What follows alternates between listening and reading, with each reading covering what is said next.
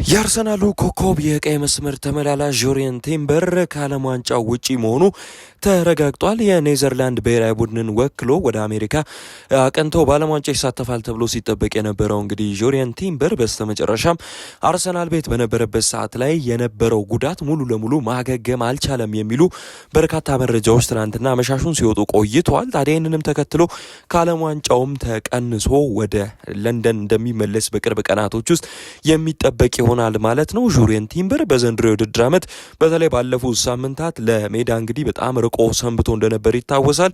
ይሁን እንጂ በአውሮፓ ሻምፒየንስ ሊግ የፍጻሜ ጨዋታ ፓሪስ ሰን ዠርሜንን አርሰናል በገጠመበት ዕለት ሁለተኛ 45 ላይ ተቀይሮ ገብቶ የተሻለ እንቅስቃሴ አሳይቶ እንደነበርም ይታወሳል። ይሁን እንጂ በመጪዎቹ ቀናቶች በኔዘርላንድ ብሔራዊ ቡድን ስብስብ ውስጥ የተሻለ ሚና ይወጣሉ ተብሎ ከሚጠበቁ ተጫዋቾች መካከል አንዱ የነበረ ቢሆንም አሁን ላይ ግን ባጋጠመው ጉዳት ምክንያት ከዓለም ዋንጫው ውጪ ሊሆን ችሏል ማለት ነው። በነገራችን ላይ ላለፉት ሳምንታት ብዙ ተጫዋቾች ከዚህ ዓለም ዋንጫ ውድድር ውጪ ሲሆኑ አይተናል። እነ ቤላርዲ ከአርጀንቲና እንዲሁም ደግሞ ዌስሊ ከብራዚል የቅርብ ትውስታዎቻችን ናቸው።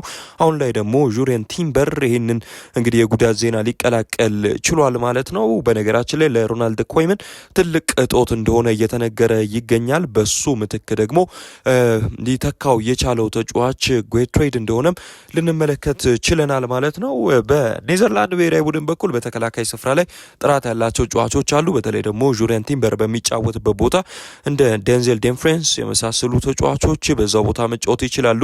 ቀደም ብሎ እንደሚታወሰው ፍሪፖንግን ራሱ ትቶ ሄዶ እንደነበር ይታወሳል። አሁን ላይ ግን ጁሪየን ቲምበር ከዓለም ዋንጫው ውጪ መሆኑ ለኔዘርላንድ ብሔራዊ ቡድን ሌላ እጦት ሆኗል። ማንም ሰው የማሸነፍ ኃላፊነት ሳይወስድ ወደ ማንቸስተር ዩናይትድ አይመጣም ሲል ብሩኖ ፈርናንዴዝ ተናግሯል። የማንቸስተር ዩናይትድ አምበል የሆነው ብሩኖ ፈርናንዴዝ ክለቡን ወክሎ ስለ መምራት ኃላፊነትና ቡድኑን ወደ እንግሊዝና የአውሮፓ እግር ኳስ አናት ለመመለስ እንግዲህ ስላለው ሁኔታ ተስፋ ተናግሯል ማለት ነው። ለማንቸስተር ዩናይትድ ለመጫወት ሁሉ ጊዜም ለሁሉም ሰው ልዩ ጊዜ ነው። በተመሳሳይ ጊዜና ብዙ ኃላፊነት ይሰጥካል። ነገር ግን ማንም ሰው እንደገና የማሸነፍ በፕሪሚየር ሊጉ አናት ላይ የመሆን በአውሮፓ እግር ኳስ ላይ የመሆን ኃላፊነት እንደሌለብን የሚያስብ ማንቸስተር ዩናይትድን የሚወክል አይመስለኝም። ምክንያቱም የክለቡ ታሪክ ይህንን ኃላፊነት ይስተካከላል ሲልም እንግዲህ ተናግሯል። በቅርብ ጊዜ ምንም ይሁን ምን ክለቡ የለመድነው ደረጃ ላይ አልነበረም።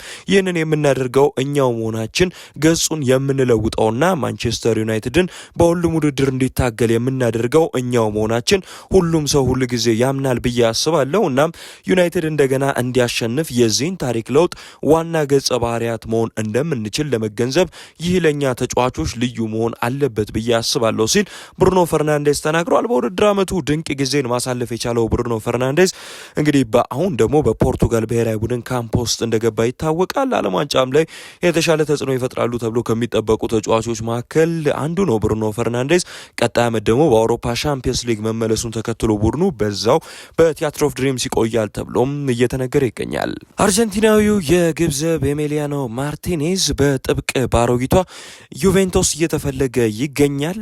የዓለም ሻምፒዮኑ እንግዲህ ኤሚሊያኖ ማርቲኔዝ ቀደም ብሎ ከዓመታት በፊት እንደሚታወቀው 2 የዓለም ዋንጫ በተከታታይ ማሸነፍ ከቻልኩኝ ከእግር ኳሱ ዓለም ራሴን አገላለሁ ሲል ተናግሮ እንደነበረም ይታወሳል። በዚህ ወቅት ደግሞ ከአርጀንቲና ብሔራዊ ቡድን ጋር በመሆን ወደ አሜሪካ አቅንቶ ለሁለተኛ ዓለም ዋንጫው እየተፋለመ ይገኛል ማለት ነው። አሁን ታዲያ በመጪዎቹ ጊዜያቶች ደግሞ የጣሊያኑ ኃያል ቡድን ዩቬንቱስ ይህንን ተጫዋች እንደሚፈልገው በስፋት እየተነገረ ይገኛል። ታዲያ በመጪዎቹ ቀናት ላይ ዩቬንቱሶች የመጀመሪያ ጥያቄ ለአስቶን ቪላ ይልካሉ የሚለውን ጉዳይ እጅግ በጣም ተጠባቂ ሆኗል። ላለፉት ዓመታት በጥብቅ እንግዲህ በተለያዩ ኃያላን ቡድኖች ሲፈለግ የቆየ ግብ ጠባቂ እንደሆነም ይታወሳል። ምክንያቱም ይህ ተጫዋች በጥራቱ ደረጃ ምንም የማይወጣለት ነው።